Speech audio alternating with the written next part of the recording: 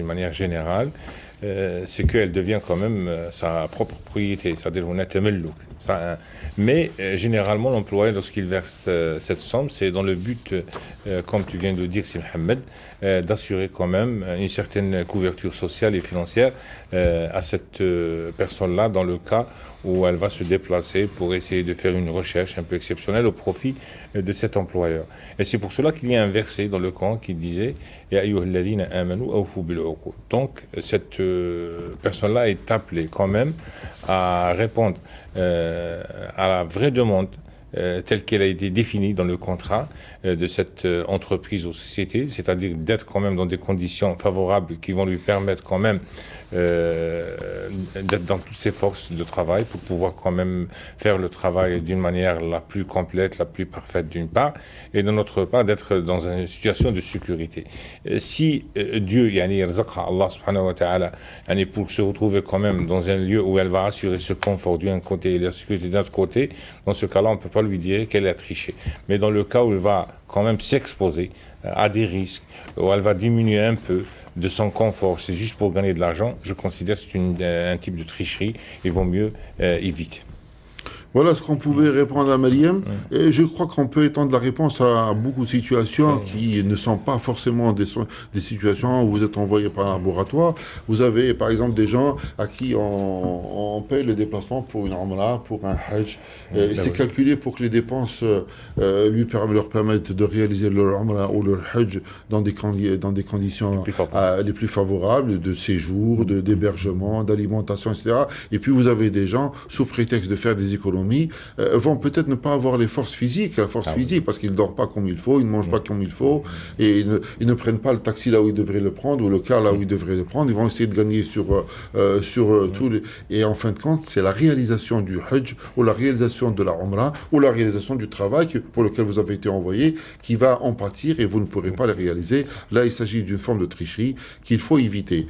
Mariam me posera la question aussi, en disant que le gouvernement français a attribué des primes d'emploi pour des personnes ne justifiant pas d'un revenu minimum. Elle en a bénéficié, mais elle se pose la question si cet argent est licite, puisque je ne l'ai pas vraiment gagné. Écoutez, je pense que le gouvernement français est très sérieux dans l'application des mesures qu'il prend, qu'il a fait des études sur le terrain de manière adéquate et qu'il ne va pas dilapider les deniers publics en vous donnant de l'argent s'il n'avait pas estimé que vous deviez en bénéficier. Je crois que là, vous êtes en train de vous culpabiliser. Écoutez, ils ont leurs inspecteurs, ils ont fait leurs calculs, ils savent que d'après vos revenus, vous deviez bénéficier. Prenez-le, utilisez à bon escient.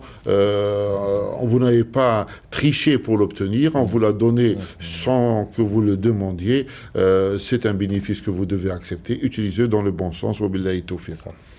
Une dame que je me contenterai de l'appeler Besma, puisque je n'ai pas de prénom, mais sur le site internet, Besma est enceinte. Les médecins qui l'entourent sont excessivement inquiets parce que les premières investigations, certainement par échographie, sont douteux et ils craignent qu'il y ait une atteinte importante du fœtus. Alors, on lui a proposé, parce que l'échographie n'est pas concluante, ce qu'on appelle une amniosynthèse, c'est-à-dire prélever un petit peu de liquide amniotique, le liquide qui entoure le fœtus. Et dans ce liquide, vous avez des cellules de ce fœtus. Ils vont faire une étude pour essayer de déterminer si le fœtus est véritablement atteint ou pas d'une malformation importante. Alors, elle est très inquiète parce qu'elle se dit dépressive et que l'annonce d'un fœtus mal formé, gravement mal formé, serait préjudiciable pour son état psychologique. Alors, qu'est-ce qu'on peut en dire ? Là aussi, on va élargir le débat. Il ne faut pas faire d'échographie ou de bilan de manière absolue et nette, même si la tendance est très forte dans certaines populations, parce que vous risquez de mettre beaucoup de gens en situation de déséquilibre psychologique et même physique, parce qu'ils ne sont pas à même de gérer cette information. Par exemple, vous voyez que Allah subhanahu wa ta'ala nous a pas dit dans quel endroit nous allons mourir, ni à quelle date exacte nous allons mourir. parce que la majorité, sinon l'immense totalité des êtres humains sont incapables de gérer une information pareille, quand même elle viendrait un siècle avant. S'ils se devaient savoir dans quel endroit et à quel moment précis ils devaient partir de ce moment, nous sommes incapables. Maintenant, évidemment, les capacités technologiques dont nous disposons, nous faisons beaucoup d'investigations sur les grossesses et nous risquons de déséquilibrer beaucoup de gens en annonçant même des petits troubles, parce que les gens sont incapables de savoir qu'est-ce qui peut en advenir au bout d'un certain temps. Mais maintenant, ça a été fait. Si je vous réponds personnellement, Madame Besma, parce qu'il faut personnaliser les réponses et ne pas les généraliser. Si le staff médical qui vous entoure et qui doit comporter certainement une ou un psychologue, voire un psychiatre, estime que de manière raisonnable, le déséquilibre par l'annonce que le fœtus soit mal formé est tellement important pour vous qu'il risque de mettre votre vie au sens large du terme en péril, vous allez faire cette amniosynthèse et laisser le staff médical qui vous entoure faire les gestes nécessaires pour éviter la naissance d'un enfant mal formé pareil, parce qu'il met en danger votre existence. Je ne réponds pas de manière globale pour l'ensemble des personnes.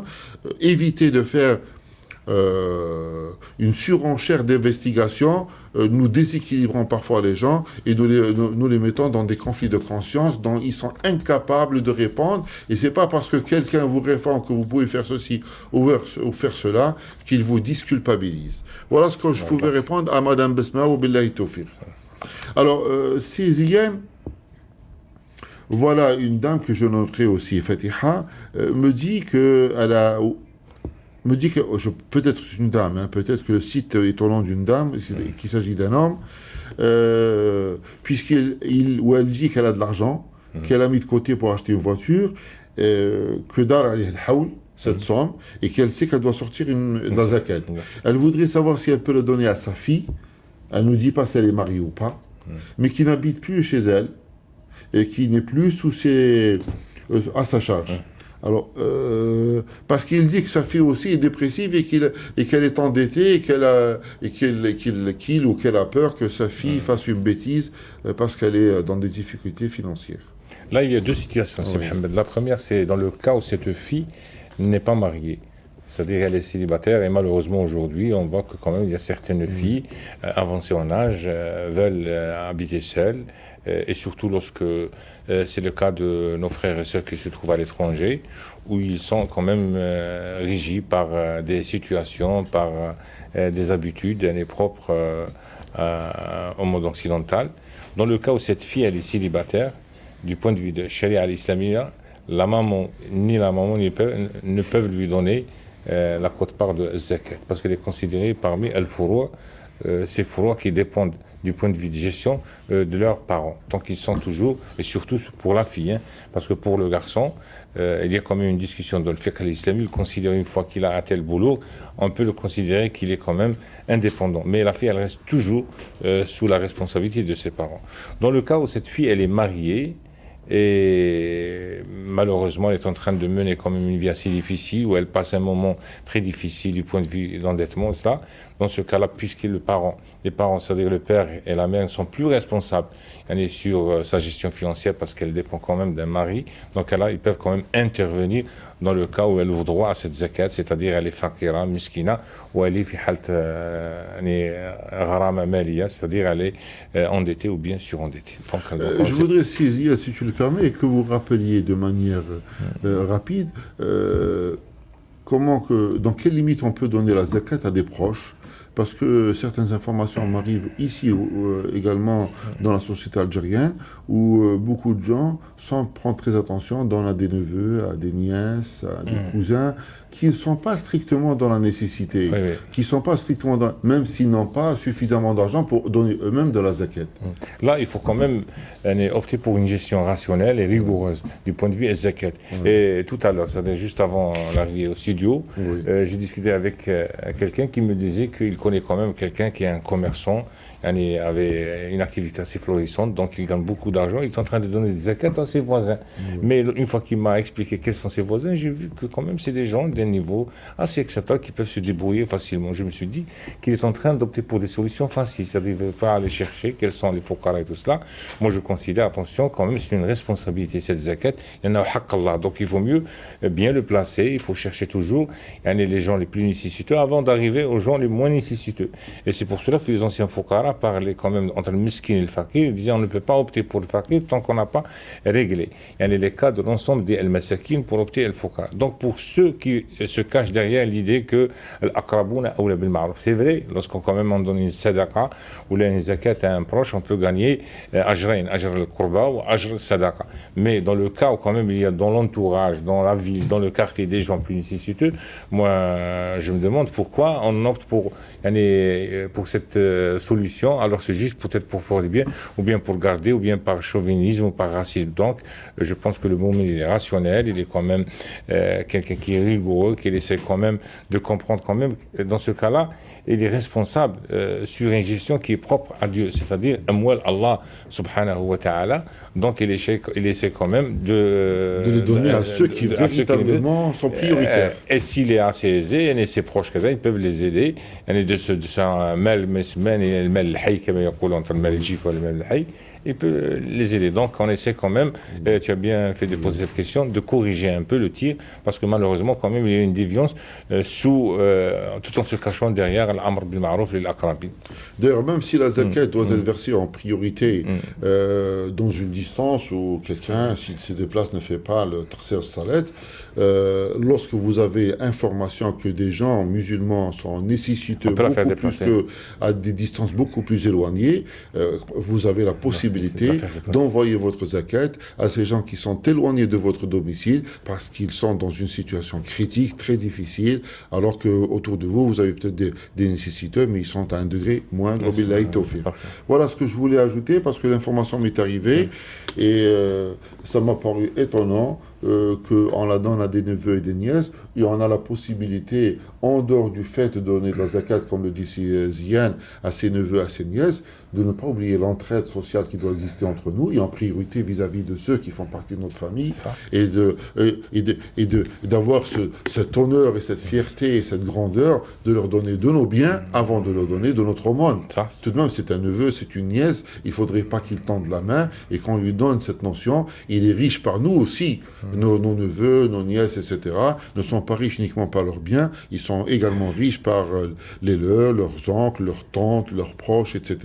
Malheureusement, c'est Mohamed, parfois on aide, ou bien on veut verser la zakat pour les neveux et les nièces, pas uniquement pour subvenir à leurs besoins nécessaires et urgents, c'est parfois pour acheter un véhicule très neuf, de la même génération, de la nouvelle génération, alors qu'il y a cette possibilité de donner à des familles cette zakat qui en a besoin pour régler leurs problèmes, bien sûr, de couverture sur le plan santé, sur le plan argent. Donc il faut quand même être un peu sérieux sur ce plan. Bon, nous allons aller à Toulouse, entendre Madame Nassara. Tfadli khti. السلام عليكم. السلام ورحمة الله وبركاته. حال بغيت نسقسيك. مرحبا بك. محمد بك. بغيت نسقسيك أنا راح بغيت نروح باش نجيب عمرة ولا حاجة هذيك تبع لي ربي. ربي يقبل إن شاء الله. أيوه وراني في الدين مع القرص عندي رابطة الدين دراهم. أيوه. بون باغي نشوف لا حلال نروح وهما ديجا راهم يقولوا كل شهر في دراهمهم. زعما يا با بروبليم بصح نشوف انا زعما لا نجم نروح نحج ولا نجيب عمره ولا ما نجمش. شوفي يا مدام نصيرة، الحد اللي فات كنا جاوبنا واحد السؤال كيما هذا. إلا أنت شايفة بالوضعية تاعك المالية والاجتماعية تخليك باللي في راحتك تنجمي تردي الديون تاعك هذو وعندك باش تردي باش تواجهي. Vous avez de quoi répondre à vos dettes sur un espace de temps qui est acceptable. روحي ديروا العمرة وديروا الحج تاع. إلا شايفة باللي ما كان حتى مدخول وغير هذا الشيء اللي راح تروحي به، هذا قلت عندك حق ربي راه تجمي تتفاوضي، بصح حق الناس راهم يوقفوا يوم القيامة ويطلبوا حقهم. ربي يسمح غفور رحيم، بصح العباد راك عارفة ما يسمحوش. ها واش جاي نجمو نجاوبوك الا كيما راكي تقول يا يقلعوا كل شهر وياخذوا الصوالده اللي يحتاجوا لك سلفتيهم